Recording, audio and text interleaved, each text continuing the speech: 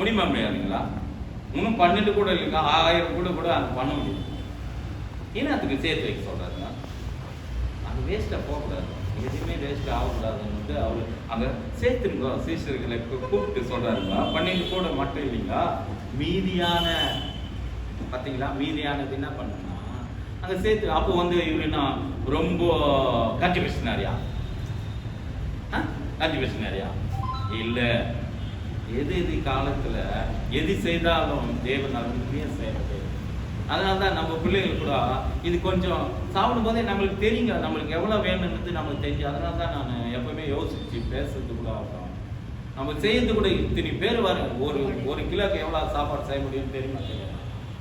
எல்லாம் கணக்குங்க தாங்க. 1 எவ்வளோங்க?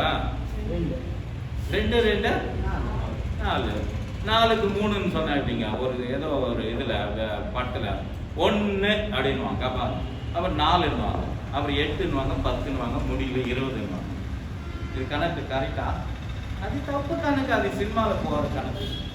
ஆனால் 1 1 2 தான், 2 2 4 தான், 2 4 6 தான். கணக்கில் எந்த மிஸ்டேக் வராது இல்லைங்களா? அப்படி நம்ம கணக்கை பார்க்கும்போது இங்கே தேவன் பண்ணுறத மறுபடியும் மீறி வாசிப்போம். பாருங்க, அதே அதிகாரத்தில் இப்போ வாசிச்சுங்க யோவான்ல. மீதியாக அந்தபடியே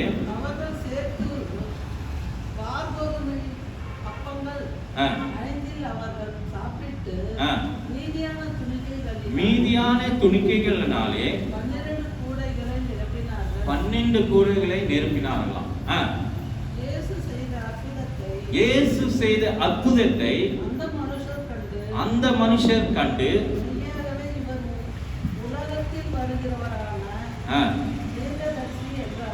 உடனே இவர் பத்தி பேரை வச்சுட்டாங்க. இவர் தீர்க்கதரிசிப்பா, இவரு முன்கூட்டியே சொல்லக்கூடியதான ஒரு நல்ல தீர்க்கதரிசி என்ன சொல்லிட்டாங்க. இவர் பேருக்கு இதுங்க என்ன பேரு? தீர்க்கதரிசின்னு பேர் வச்சுட்டாங்க. அங்க இருக்கிறவங்க முன்னே இவர் உலகத்தின் ரட்சகர் என்று சொல்லிட்டு கூட தேவனன்னு சொல்லலாங்க. ஆனா தீர்க்கதரிசின்னு சொல்ற. தீர்க்கதரிசின்னா என்ன தெரியுங்க? நம்மளுக்கு எல்லாருக்கும் என்ன நடக்க போதோ என்றது முன்னே என்ன பண்ணுவாங்க? கணிச்சு சொல்வாங்க. அப்படிதான் அப்படிப்பட்டவங்களுக்கு தான் தீர்க்கதரிசி. தீர்க்கதரிசி ஏசாயா பத்தி நம்மளுக்கு என்ன தெரியும்னா, அவரு என்ன இயேசு கிறிஸ்து எப்படி பிறப்பார் என்று அவர் சொல்லியிருக்கிறார். அதே மாதிரி நேரத்துல நம்ம ஆதியாகமத்துல பார்க்கும்போது மோசே ஆதியாகமம் எழுதியிருக்கிறாரு. அவரு கூட தீர்க்கதரிசனமா இயேசு கிறிஸ்து பத்தி ஒன்று சொன்னாங்க. எந்த அதிகாரத்தில் நம்ம சொன்னாருன்னு பார்த்தோம்னா 3:15.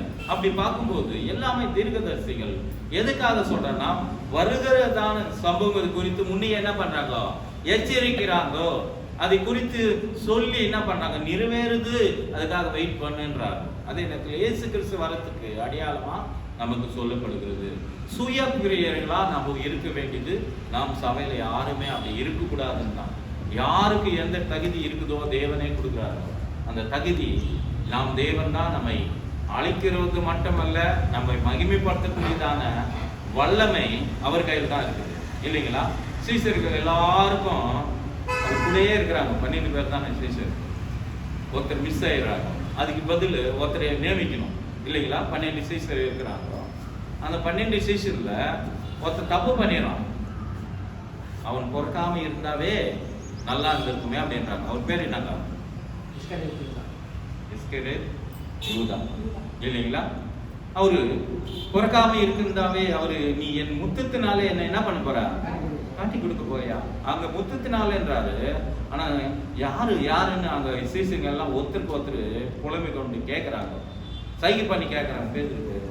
பேதுரு கொஞ்சம் ரொம்ப அன்பான சீசன். அதே நேரத்துல ரொம்ப இயேசு கூடவே ரொம்ப அனுபவிச்சவர். யோவானும் பேதுரு கூட ரொம்ப அவர் கூட இருந்தவர். அப்போ அவர் கேட்கறதான வார்த்தை என்னன்னா, அவர் கேட்கறாங்க, சைகை பண்ணி கேட்கறாங்க. யாருக்கு தான் சொல்லுப்பா, கொஞ்சம் நம்ம இருக்கிற 12 பேர் கேட்கலாம், இல்லை 13 பேருக்கு கேட்கலாம். பார்க்கும்போது அவர் கேட்கறாரு, சைகை பண்ணி கேட்கும்போது நீயா நானா அப்படின்னு சொல்லும்போது அவர் எங்கன்னா அவர் ரகசியத்தை சொன்னாருங்களா? இல்லை. காரணம் நாம கூட, ஏன்னா ஒருத்தர் மேல ஒருத்தர் என்ன பண்ணக்கூடாதுங்க, எதுவுமே பேசக்கூடாது. அதே நேரத்தில் சுய பிரியா நம்ம இருக்கக்கூடாது. 2வது காரியத்தை நம்ம வாசிக்கலாம் பாருங்க. தேவன் செய்வது எல்லாவற்றையும் நமக்கு அதிகமா புரியணும்னா நம்ம பார்க்க வேண்டியதா இருக்குது. பாருங்க, தன பேச்சு போதும். இப்போ தமிழ்ல வாசிக்கலாம். பணப்பிரியர். பணம் எல்லாருக்கும் வேணும் இல்லைங்களா? பணம் ஆசை. பண ஆசையா? பணம் பிரியர் அப்படின்னா என்ன?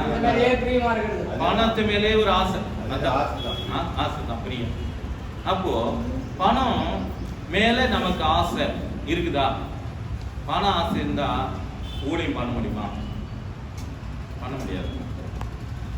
பணத்தைக்காக நம்ம ஊழியத்தை பண்ணதில்லை. நம்ம சபையிலே பார்த்தோம்னா காணிக்கை எடுக்கிறதில்லை. தெரியுங்களா எல்லாரும்? எதுக்கு காணிக்கை எடுக்கிறதில்லை? எதுக்குங்க காணிக்கை எடுக்கிறதில்லை? இஷ்டமான குடும்பம்.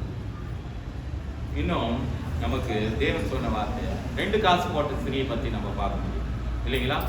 2 ஸ்திரீ, அந்த விதவையான ஸ்திரீ 2 காசு போடும்போது அவங்க எவ்வளவு பேர் ஆயிரக்கணக்கிலான காசு போட்டுக்கிறாங்க. ஆனா இயேசு அதை எடுத்து இன்னைக்கு வரைக்கும் கூட அதை போதிச்சு நிற்கிறோம். அதே நேரத்தில் அதை பத்தி பேசி நிற்கிறோம். அது போதிப்பாங்கன்னு தெரியும், நம்ம சொல்லுவேன்னு தெரியவே தேவன் அங்க என்ன பண்ணிருக்காங்க, அந்த ஸ்திரீயை பத்தி 2 காசு எடுத்து பெருமையா சொல்றாரு. நீங்க கோட்டத்துல எல்லாரும் காட்டிலும் இந்த ஸ்திரீயானவள் என்ன பண்ணிருக்கிறா? அதிக காசு கொடுத்திருக்கிறாங்க. அப்போ அந்த 2 காசு பெருசா போட்டுங்க அதிகமா. அவங்களுக்கெல்லாம் கோபம் வந்திருக்காதுங்களா? பக்கத்துல கேட்கணும் அதிகமா. என்னடா இது, நான் இவ்வளோ பண்ணியிருக்கிறேன், இவ்வளோ செஞ்சிருக்கிறேன், என்னை பத்தி பெருமை பேசலையா அப்படின்னு யோசிச்சிருப்பாங்க. ஆனா யோசிச்சாலும் தேவன் யார் மனசு குடும்பத்துக்காக சொல்ல, இந்த அம்மா இருக்கத்துல குத்துட்டாங்கன்றது அங்க வெளிப்படையா தேவன் அந்த சொல்லதான் இயேசு சொல்லுன்னு பார்க்க முடியும். இன்னொருத்தர் கூட நம்ம பார்க்க முடியும். யாருங்க? 2 பேர் சமரியசி மனத்துக்கு கொஞ்சம் அனினியா சபரி. அங்க என்ன பண்றாங்கன்னா 5வது அப்போஸ்தலர் தான் வரும் இல்லைங்களா? 5ஆம் அதிகாரத்தில் வந்து பாருங்க. அங்க சேர்த்து என்ன பண்றாங்கன்னா, இவ்வளவுதான் இடத்து வித்தியா அப்படின்னு கேட்பாங்க. அவர் என்ன முதல்ல வீட்டுக்காரர், ஆமா இவ்வளவுதான் வித்துறேன் அப்படின்னு எடுத்துன்னு வந்து கொடுப்பாரு. கொஞ்சம் பணம் எங்க சேர்த்து வச்சுட்டு வந்துருப்பாங்க? வீட்டுக்குள்ளே என்ன சேர்த்து வச்சுட்டு இருப்பாங்க. திரும்ப மனைவியை வந்து கேட்பாங்க. 2 பேர் பேசிட்டு வராங்க. படிங்க. ఓకే. అననీయాను ఒక మనుషుడు తన భార్య అయిన సప్పిరాతో ఏకమై పొలం అమ్మాను. பாருங்க, 2 பேரும் சேர்ந்து என்ன பண்ணிருக்காங்கன்னா ஒருமனப்பட்டு இருக்காங்க. தமிழ்ல பாருங்க, அனனியா என்று பேருள்ள ஒருவனும் அவனுடைய மனைவியாக சப்ரியாவையும் தன் காணியாட்சியை விற்றார்கள். அங்க இருக்கிறதான நிலத்தை விற்றார்கள். தெலுங்குல அப்படி புலமுன்னு அம்மினா தன் மனைவி அறிய வசித்து வைத்து. తప్పు తప్ప படிக்கிறீங்க, నానే తమిళ தெரியாது. భార్య ఏకపనే వాడు దాని వెలలో కొంత దాచుకొని కొంత తెచ్చి అపోస్తలుల పాదముల మీద పెట్టెను. பாருங்க, அப்போஸ்தலருடைய பாதத்துல கொண்டு வந்து வெச்சாங்களாம். கொஞ்சம் அது படிமா, மறுபடியும் கிளியரா படி. வஞ்சித்து வெச்சிட்டாங்களாம். ஒரு பங்கை கொண்டு வந்து அப்போஸ்தலருடைய பாதத்திலே வைத்தான். பாருங்க, வஞ்சித்து வெச்சிக்கின்னு அப்போஸ்தலர் பாத அப்ப கேக்குறாரு. அவர் கீழ யார் கேக்குறது? பேதுரு கேக்குறாரு. పేతురు అననీయా నీ భూమి వెలలో కొంత దాచుకొని పరిశుద్ధ ఆవిயை நீ மோசப்படுறதுக்கு சாத்தானு உன் இதயத்தை எதனால் நீ வஞ்சிக்கப்பட்டாய் அப்படின்னு. அப்படிதானா தமிழ்ல? உன் இதயத்தை திருப்பினது என்ன? திருப்பிக்கிறோம். நம்ம மனசை திருப்பிக்கிறோம், இதயத்தை திருப்பிக்கிறோம்.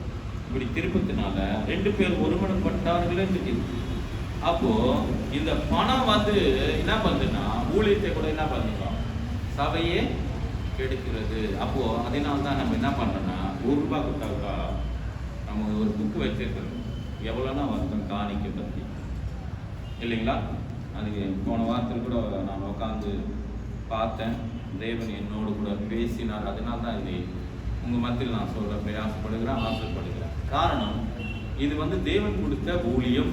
இது பெருகும் விசுவாசத்தினால தான் நான் இது சொல்றேன். ஏன்னா இது பெருகத்துக்கு நம்ம கொஞ்சத்துல உண்மை அதை தான் பார்த்தோம். இந்த சின்னத்துல நீ உண்மையா இருந்துட்டுனா அதிகத்துல என்ன பண்ணுவாருங்க? அதிபதியா வைக்குவார். அதனால தான் நாங்கள் சிஸ்டருக்கு சொன்னோம். அதுக்கு முன்னே தசரா இருந்தாங்க, இப்போ அந்த பொறுப்பே வந்துக்குதுங்க. பாருங்க, இருக்கிற பொறுப்பே கொடுத்துருக்காங்க. ஒரு சின்ன பொருள் கூட ஆகட்டும், சின்ன யோசனை கொடுத்த கூட நாம் செய்ய வேலையே நமக்கு கொடுக்குறாரு தேவன். ரொம்ப நல்லது இல்லைங்களா? அதே நேரத்தில் பார்க்கும்போது அதை நான் கணக்கு பார்க்கும்போது ஒரு சிலதெல்லாம் விட்டோம், ஒரு சிலது வந்து விடாம.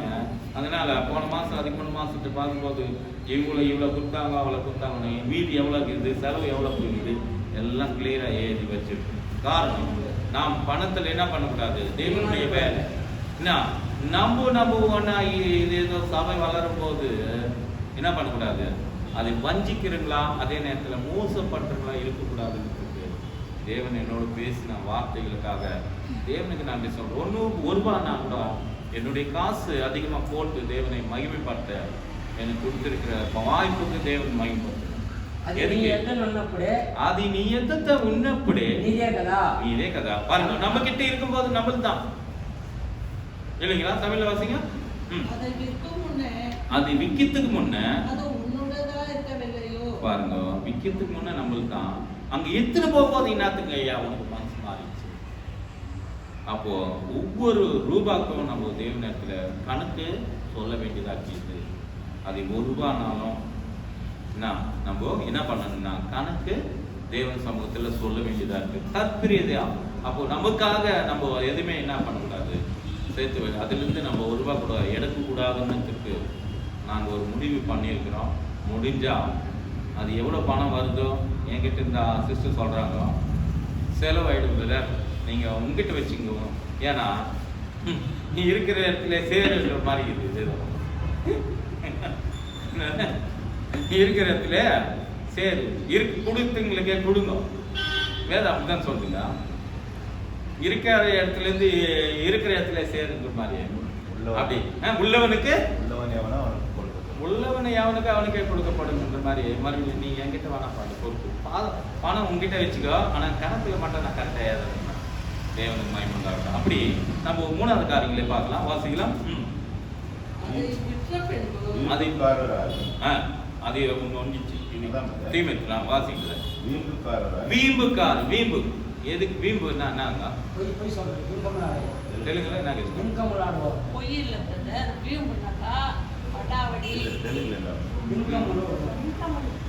அதேதான், இதுதான் கரெக்ட். தமிழுக்கு இதுதான் கரெக்ட். அப்போ தெலுங்குல கொஞ்சம் டிஃபரன்ஸ் இருக்குது. ஆனால் சொச்சமான மொழி என்னது தெலுங்குல அவ்வளோ சொல்லப்படுது. வீம்புக்கு எல்லாத்துக்கும் வீம்பு. சபைக்கு நம்ம வீம்பு பண்ணனா எதுனா நடக்குமா அப்படின்னு பார்க்கும்போது நம்ம கொஞ்சம் பேர் தான் இருக்கிறோம். அதனால இது நான் தியானிச்சிருக்கிறேன். பாருங்க, யோசனை பண்ணி பாருங்க. இந்த வீம்பு பண்றவங்க இப்போ மட்டும் இல்லைங்க, எப்பவுமே இருக்கிறாங்க. நம்ம சபையில் ஆகட்டும், வெளியாகட்டும், குடும்பத்தில் ஆகட்டும், தேசத்துல ஆகட்டும், மற்ற இருக்கிற நாட்டில் ஆகட்டும், மற்ற இருக்கிறதான நம்ம பக்கத்தில் ஆகட்டும், எல்லா இடத்துல இந்த வீம்புக்காரு இருந்துனே இருக்கிறாங்க. யார் இருந்தாங்கன்னு நம்ம பார்க்கும்போது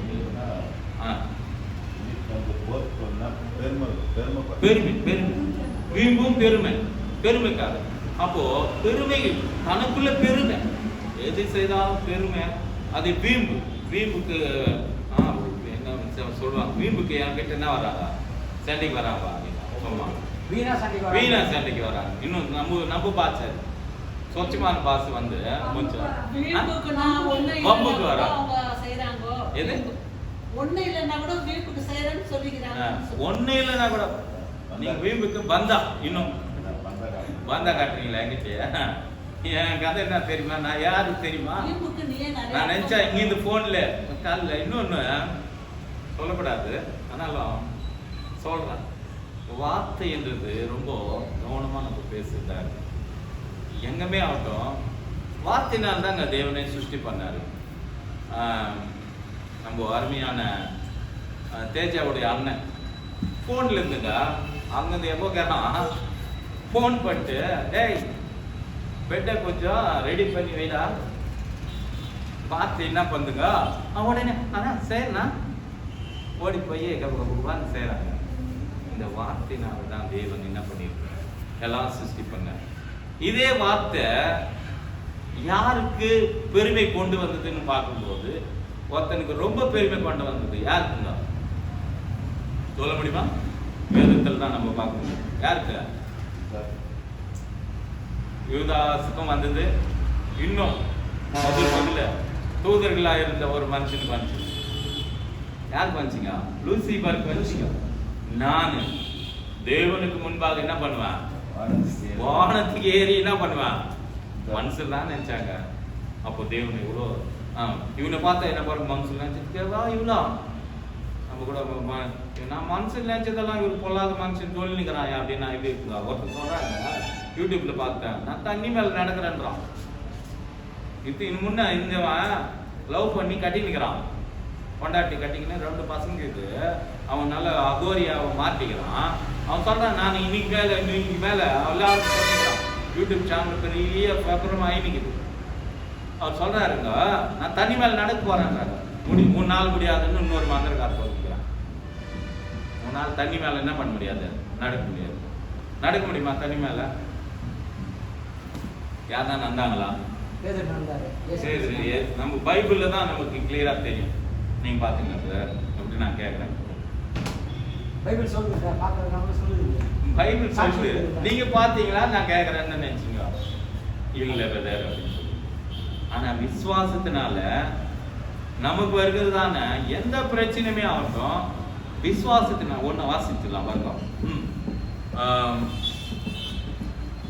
எபிரேயர் 11ஆம் அதிகாரத்துல 24 வாசிக்கலாம் பாருங்க. இல்லாட்டி எபிரேயர் 11:1 கூட வாசிக்கலாம். விசுவாசமானது நம்பப்படுகிறது, உறுதியும் காணப்படாத நிச்சயமாக. அது நம்ம கண்ணு மண்ணு தெரியாதுங்க, ஆனா நடக்கணும் மாட்டோம் நம்புறோம் இல்லைங்களா? அவருடைய வார்த்தையை அனுப்பி அவர்களை சுகமாக்கினார் என்று கேட்கிறோம் சங்கீதத்தில்.